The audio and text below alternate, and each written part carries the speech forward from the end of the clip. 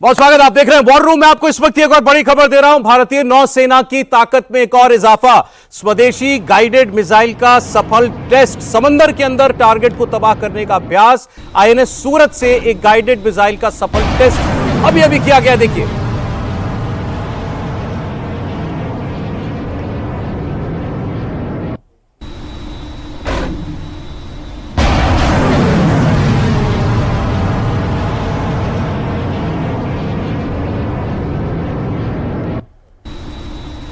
कि फिर मैं आपको बता दूं कि भारतीय नौसेना के जंगी बेड़े का जहाज आईएनएस सूरत है और एक स्वदेशी निर्मित गाइडेड मिसाइल का कामयाब परीक्षण किया गया है अब से थोड़ी देर पहले।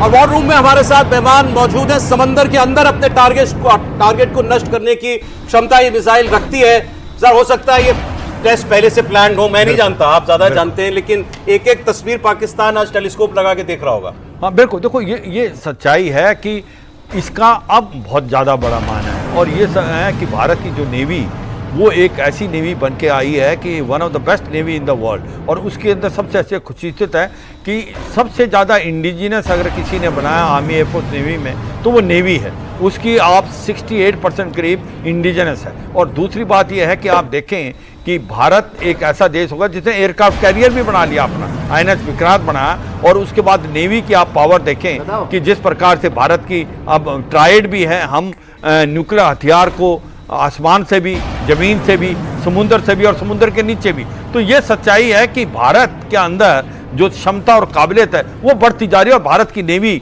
बहुत ही ज़्यादा आगे है। आर्मी, एयरफोर्स, नेवी में जो मॉडर्नाइजेशन हो रहा है भारत में वो काबिल तारीफ है। और ये जो इस बार अब जो आप ये कहें कि इसको देखा गया है, ये कोचिन के अंदर इसका एक प्रकार हमने करके दिखाया है, इसका इम्पैक्ट ट्रमेंडस होगा पाकिस्तान में। अब होगा क्यों?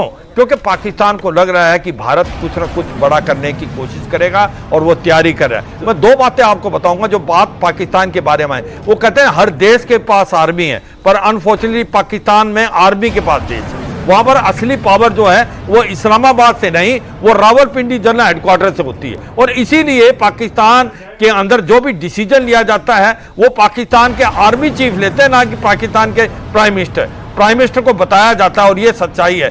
तो ये जो इसीलिए भारत के जो प्रधानमंत्री ने बोला, प्राइम मिनिस्टर मोदी ने, कि अब की बार जो हिट करना है वो टेररिस्ट पे नहीं, उनके जो आका हैं, उनके आका कौन है? पाकिस्तान की आर्मी, पाकिस्तान की आईएसआई। और मुझे लगता है ये एक बहुत इंपॉर्टेंट चीज है। ये मैसेज लाउड एंड क्लियर है कि अब इनको बख्शा नहीं जाएगा और ऐसा हिट किया जाएगा कि आने वाले समय में अभी ये तस्वीरें और ये खबर तो हमारे पास अभी आई, आईएनएस सूरत से गाइडेड मिसाइल का परीक्षण। मैं अभी वैभव को बोल रहा था, दिखा रहा था एक खबर की पाकिस्तान में भी अरब की खाड़ी के अंदर और उसके आसपास जो लिखा है उस खबर में कि आईएनएस विक्रांत भी अपनी मैन्यूवरिंग करता है, वहां पर पाकिस्तान भी एक मिसाइल टेस्ट जो है वो करने वाला है। देखिए, पाकिस्तान की नेवी का भारत की नेवी से कोई कंपैरिजन ही नहीं बनता है। भारत की जो नेवी है, जब पीएनएस गाजी उस समय की कहते थे कि अनसिंकेबल एक ऐसी पनडुब्बी अमेरिका ने दी जो कि दुनिया में उसने किसी और को नहीं दी थी, और कहा था कि इसको कोई डुबा ही नहीं सकता। ठीक है, हमारे आईएनएस राजपूत ने, जो कि सर्विसिंग में था, उसने मार के डुबा दिया था उसको। ठीक है, आज तो हमारी नेवी बहुत ज्यादा मॉडर्नाइज हो चुकी है। वो कितने भी टेस्ट कर ले, देखिए पाकिस्तान का फंडा क्या है, चाइना की मिसाइल लेनी है, उस पर हरा पेंट लगाना है और वो पाकिस्तानी हो गई। ठीक है, ये उनकी टोटल स्ट्रेटेजी होती है पाकिस्तान की। उनका स्पेस मिशन क्या होता है? चाइना के रॉकेट में अपनी सैटेलाइट लगा के भेज दिया, स्पेस मिशन हो गया। उनकी जो न्यूक्लियर वेपन्स है, जो बैलिस्टिक मिसाइल्स हैं, वो सारी की सारी चाइनीज है। उनका अपना कुछ भी इंडिजिनस नहीं है। तो ये अगर कोई चाइनीज अगर वो टेस्ट कर भी रहे हैं, बोल रहे हैं या रिटेलिएट करने की कोशिश करेंगे कि हम भी टेस्ट कर रहे हैं, करते रहे, लेकिन क्या उनकी कैपेबिलिटी है कि वो इंडियन नेवी से टक्कर ले सके? इंडियन नेवी तो चाइना से लड़ने की तैयारी कर रही है। इंडियन नेवी तो चाइनीज नेवी के साथ कंपीट कर रही है, वो रेस में ही नहीं है। जो उनके सप्लायर हैं इंडियन नेवी का जो है, और इंडियन नेवी जब अपनी एक्सरसाइजेस करती है वो दुनिया की बेहतरीन नेवीज के साथ करती है। वो इजरायली नेवी के साथ या अमेरिकन नेवी के साथ या ब्रिटिश या फ्रेंच नेवी के साथ एक्सरसाइज करती है। हम ये पाकिस्तान या चाइना या इनके साथ हम एक्सरसाइज नहीं करते हैं। अरे इस बार भारतीय नेवी की बड़ी चर्चा है, लेकिन इस पूरे जो अभी देखिए फौज हालात बने हुए हैं सौरभ, इंडियन आर्मी रिटेलिएट कर चुकी है, एयरफोर्स कर चुकी है, अब स्पेकुलेशन उनकी है कि इस बार शायद ये नेवी का इस्तेमाल करे। अच्छा, लेकिन एक और खबर, भारत के कठोर कदम से पाकिस्तान में घबराहट है और पाकिस्तान के प्रधानमंत्री ने एक बड़ी बैठक बुलाई हुई थी, राष्ट्रीय सुरक्षा कमेटी की। शहबाज शरीफ ने यह बैठक बुलाई थी जिसमें पाकिस्तान के तीनों सेनाओं के प्रमुख भी हैं, आईएसआई के चीफ को भी इस एनएससी की मीटिंग में बुलाया गया है। उसकी तस्वीर जो है वो एक और तस्वीर आई है, तो वो हम आपको दिखाएं। सेंटर में बैठे तो शहबाज शरीफ हैं और आसिम मुनीर मुझे नजर नहीं आ रहे, शायद कोने में इनके साथ बैठे हुए होंगे, लेकिन कमांड तो वही कर रहा होगा सर।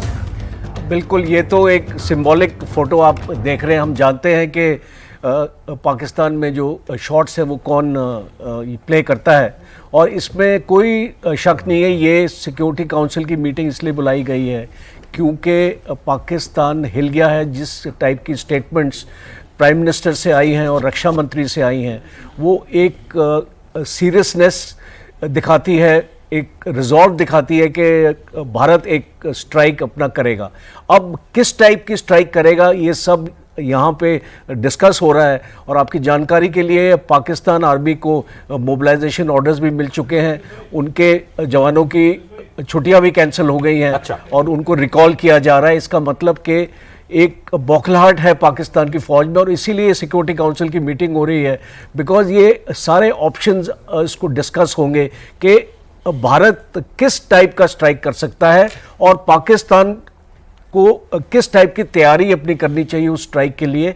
और ये सारी चीज़ें इस मीटिंग में डिस्कस होंगी, और पाकिस्तान का आर्मी चीफ एक अपना प्लान भी यहाँ पे प्रेजेंट करेगा कि वो किस टाइप का प्लान सामने रखना चाहता है इन केस भारत अटैक करेगा।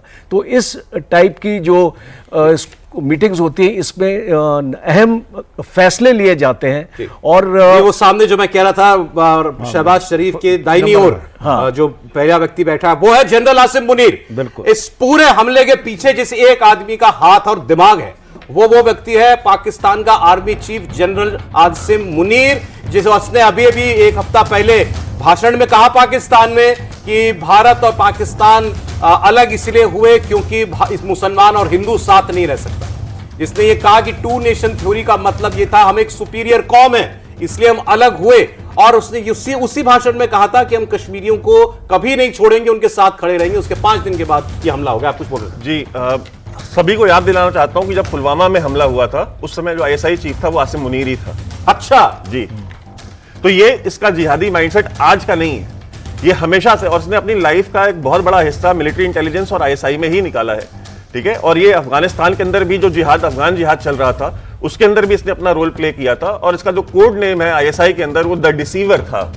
ठीक है, तो ये डिसीवर आदमी है, धोखेबाज आदमी है, और इसको आप ट्रस्ट नहीं कर सकते। और जिहाद की इसकी ख्वाहिश आज की नहीं है, इसने अपनी पूरी जिंदगी में सिवाय जिहाद के और दूसरा कोई काम किया भी नहीं है। इसीलिए मैंने जो आपको बात बोली थी कि बहुत सारे सीनियर जनरल्स पाकिस्तान की फौज के अंदर वो इसको मेंटली अनफिट डिक्लेयर कर चुके थे कि is not fit to be in the army. Certified जिहादी है, सर्टिफाइड जिहादी, मतलब जिसके खून में रग रग में एंटी इंडिया है। यस जी सर। दूसरा देखो, एक चीज माननी पड़ेगी कि जिहादी जो बात करते हैं, देखो जो भाषण इसने दिया वो कोई प्रोफेशनल आर्मी का चीफ तो नहीं दे सकता। वो तो ऐसा लगता था मौलवी बात कर रहा है हिंदू मुसलमान की, टू नेशन की, और कहीं ना कहीं कश्मीर जो इनकी जगलर वेन है, और कश्मीर आपका हिस्सा नहीं है तो आपकी जगलर वेन कैसे हो सकती है? ये सच्चाई है। पाकिस्तान को समझना चाहिए कि जो असलियत क्या है, असलियत क्या है आज की तारीख में। आज की तारीख में पाकिस्तान टूटने के कगार पे है। खैबर पख्तूनख्वा में टीटीपी, बलूचिस्तान में बीएलए, सिंध में अपनी इंसर्जेंसी चली है,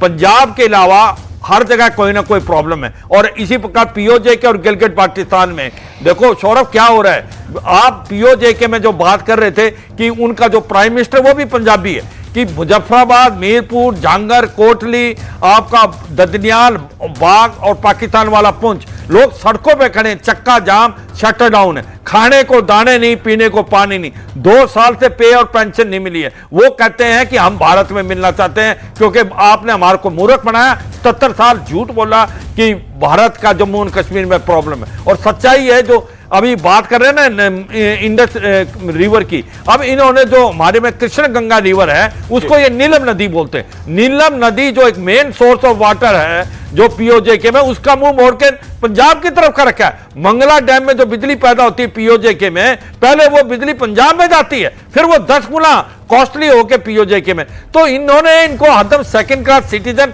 ट्रीट किया है, इनको गलत इस्तेमाल किया है, और आज इनके ये भाई भगत नहीं है और इसीलिए वो लोग भारत में मिलना चाहते हैं। सर, ये आसिमुद्दीन पर एक बात और बताऊंगा, लेकिन उससे पहले आपको एक अपडेट दे देता हूं। पहलगाम टेरर अटैक के बाद भारत ने पाकिस्तान पर कैसे सख्ती बढ़ाई है। भारत ने पाकिस्तान के उच्चायुक्त को समन भेजा है, पाकिस्तानी हाई कमिश्नर को बुलाया है विदेश मंत्रालय ने, और पाकिस्तान उच्चायोग के प्रभारी साद अहमद बराइच आएंगे और इनसे सवाल जवाब किए जाएंगे। साथ ही एयर, नेवल और डिफेंस एडवाइजर को भी नोट सौंपे गए हैं, जिसमें पाकिस्तानी उच्चायोग में रक्षा, सैन्य, नौसेना, वायु सलाहकारों को पर्सन नॉन ग्रेटा घोषित किया गया है। उन्हें 1 हफ्ते के अंदर अंदर भारत जो है वो छोड़ना पड़ेगा। अच्छा, ये तस्वीर जो आप देख रहे हैं, ये भारत की कैबिनेट कमेटी ऑन सिक्योरिटी की बैठक की तस्वीर है जो कल हुई थी। इसी बैठक में ये सारे निर्णय लिए गए थे, जिसमें सिंधु जल समझौते को फिलहाल होल्ड पर रखने का भी फैसला था। सर, एक बात और दर्शकों को पता चले, बहुत से लोग क्योंकि इसके बारे में जानकारी नहीं है तो ये पूछ रहे हैं कि ये जल समझौता अभी फिलहाल रोक देने से पाकिस्तान पर क्या असर पड़ेगा। आप अचानक पानी तो नहीं रोक सकते, नहीं, लेकिन वहां हमारे हाइड्रो इलेक्ट्रिक डैम्स तो बने हुए हैं ना। ये जो हाइड्रो इलेक्ट्रिक डैम है जो आपका किशन गंगा का है, इसमें एक रेजर्वॉयर है। वो रेजर्वॉयर हम साल में एक बार फ्लश करते हैं अगस्त के महीने में, जब आपका मानसून ख़त्म हो जाता है। तो इस ट्रीटी को अबेयंस में डाल के पहला काम भारत ये करेगा कि ये जो रेजर्वॉयर है इसकी जो फ्लशिंग है, जब पाकिस्तान का सोइंग सीजन आएगा उस टाइम पे फ्लशिंग होगी, उससे पाकिस्तान को बहुत तकलीफ होने वाली है। दूसरा, अच्छा, पाकिस्तान के किसानी के टाइम पर हम पानी नहीं छोड़ते थे उसका। बिल्कुल बिल्कुल, तो अब हम अपनी मर्जी के मुताबिक छोड़ते हैं। अब हम बहुत बड़ी बात, एक और चीज है, चलिए अपनी बात कंप्लीट कर लें। दूसरा, जो डाटा इसको रिवर का है, जो आपकी इंफॉर्मेशन है जो हम पाकिस्तान को हर एक साल अपना देते थे, वो डाटा हम उनको देने से बंद करेंगे। तो उससे एक्चुअली क्या होगा कि पाकिस्तान को अनुमान नहीं होगा कि कितना पानी आएगा, कब आएगा, और उसका जो फ्लो का रेट है वो किस तरीके से होगा।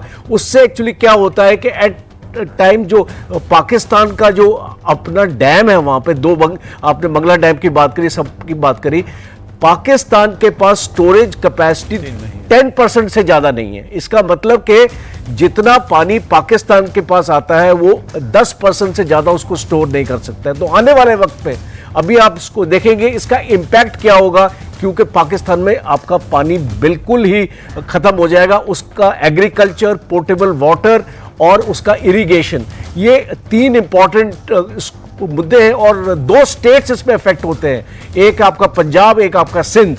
और ये जो सब लोग कह रहे हैं कि इस बार चोट पंजाब को पहुंचाओ, पाकिस्तानी पंजाब को, तो वो इससे हो सकता है। हाँ, वो, और स्पेशली रावलपिंडी में जो ये आपका मिलिट्री हेडक्वार्टर है, ये सबसे ज्यादा इफेक्ट होगा, क्योंकि पंजाब और सिंध स्पेशली ये 2 एरियाज आपके इफेक्ट होंगे। पाकिस्तान की फौज को भी इसका इम्पैक्ट आएगा कि आपकी वजह से ये अभी जो लोकल जो पॉपुलेशन, जैसे आपने बताया वैभव के 10% लोगों ने इसको शहबाज शरीफ को वोट किया, और मुनीर ने फॉर्म 45 को इसको डिले किया और उसमें फेरबदल किया। अब पाकिस्तान की लोगों को जब तकलीफ होगी, जब उनको पानी नहीं मिलेगा, उनका एग्रीकल्चर, उनका 68% जो आपका रूरल एरिया है वो इस पॉपुलेशन को इसको अफेक्ट करेगा। जब ये चोट पहुंचेगी उनके लोगों को, तो ऑलरेडी पाकिस्तान आर्मी की छवि अपने लोगों में अच्छी नहीं है। एक चीज मैं आपको पाकिस्तान आर्मी के बारे में बताना चाहता हूं, जितने भी आज कोर कमांडर्स हैं पाकिस्तान आर्मी में, उसकी काफी परसेंटेज है जो जनरल मुनीर को लाइक नहीं करते हैं। और कर्नल्स एंड बिलो ने एक चिट्ठी लिखी थी, आपको याद होगा, ये इसको मीडिया में भी इसका जिक्र था, जो जनरल मुनीर को हटाने की मांग की थी। तो आप समझ इसके सकते हैं, अपने सबऑर्डिनेट नहीं चाहते कि ये यस, तो आप समझ सकते हैं कि इसकी पॉपुलैरिटी पाकिस्तान की फौज में कितनी कम है। अब एक खबर आपको और दे दूं, भारत के रिएक्शन से ही भारत अब सॉफ्ट पावर अपनी इस्तेमाल कर रहा है और पाकिस्तान को कोई प्लेटफॉर्म नहीं देना चाहता। भारत में एक्शन से पाकिस्तान घबराया हुआ है। आपको बता दूं, अरब सागर में नो फ्लाई जोन घोषित कर दिया गया है। पाकिस्तान की वायुसेना जो है वो हाई अलर्ट पर है और अरब सागर में नो फ्लाई जोन घोषित किया है। दूसरा, भारत में फिल्म अबीर गुलाल, जिसमें पाकिस्तानी एक्टर फवाद खान ने किरदार निभाया है, भारत की आईएनबी मिनिस्ट्री का फैसला है कि यह पिक्चर, यह फिल्म भारत में अब रिलीज नहीं होगी। बिल्कुल बिल्कुल। देखो आप पहले जो इंडस वाटर ट्रीटी की बात कर रहे थे, ये समझना चाहिए व्यूअर्स को कि ये 6 नदियां हैं, कि 3 हैं जो ईस्टर्न रिवर्स हैं और 3 हैं वेस्टर्न। जो ईस्टर्न रिवर है रवि, ब्यास और सतलुज, इसका पूरा पानी भारत इस्तेमाल कर सकता है। और जो वेस्टर्न रिवर हैं, जो कि एक प्रकार इंडस है, चिनाब है और झेलम है, उसका जो है 20% पानी भारत इस्तेमाल कर सकता है। मगर भारत है उसका 4 से 5% पानी इस्तेमाल कर रहा है। अब जब ये ट्रीटी को बेंच में रख देगा, भारत अब वो 20% पानी इस्तेमाल करेगा और फिर जो गर्मियों में पानी को नहीं छोड़ा जाएगा, क्योंकि उस समय भारत को जरूरत होगी, तो ना तो भारत ईस्टर्न रिवर का पानी छोड़ेगा और ये वेस्टर्न रिवर जो है इसका पानी जितना 20% है उसका इस्तेमाल करेगा। तो होगा क्या इम्पैक्ट इसका? इसका इम्पैक्ट पड़ेगा कि पाकिस्तान के इलाकों में एक प्रकार से भूख मर जाएगी, वहां पर ड्राउट पड़ जाएगा। पूरा का पूरा इलाका जो है बेसन, जिसको पंजाब और सिंध बेसन बोला जाता है, वो सूखा जाएगा। जैसे बोल रहे थे 68% को लोगों को इसका इम्पैक्ट होगा। मुझे लगता है कि इसका इम्पैक्ट इतना होगा पाकिस्तान को समझ नहीं आएगा। जो ये बात कर रहे हैं कि ये ट्राइलैटरल है, क्योंकि इसके अंदर वर्ल्ड बैंक भी वो है, वर्ल्ड बैंक ब्रोकर नहीं है, वर्ल्ड बैंक ने सिग्नेटरी है। भारत के ऊपर कोई दबाव नहीं है, दबाव नहीं है। और जो एक बात और बता रहे थे, पहले ये खबर मुझे बता दें, व्यूअर्स को समझा दें, पाकिस्तान ने अरब सागर के ऊपर के आसमान को नो फ्लाई जोन घोषित किया। वो इसलिए किया, उनको डर लगता है कि कहीं ना कहीं भारत हमला करेगा, और भारत हमला करेगा क्योंकि भारत के एयरक्राफ्ट वहां से आएंगे और उसको डर लग रहा है। मुझे लगता है ये भी बात एक समझनी पड़ेगी कि अब उसको लगता पाकिस्तान को आर्मी, एयरफोर्स, हो सकता है नेवी की तरफ से हो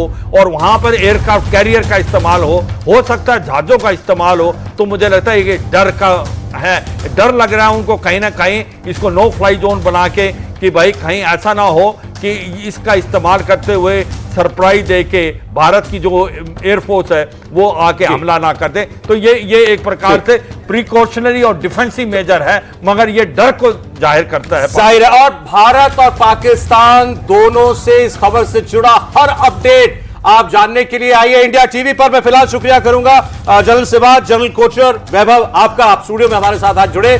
उरी पुलवामा के बाद पहलगाम का इंतकाम कैसे लेगा भारत,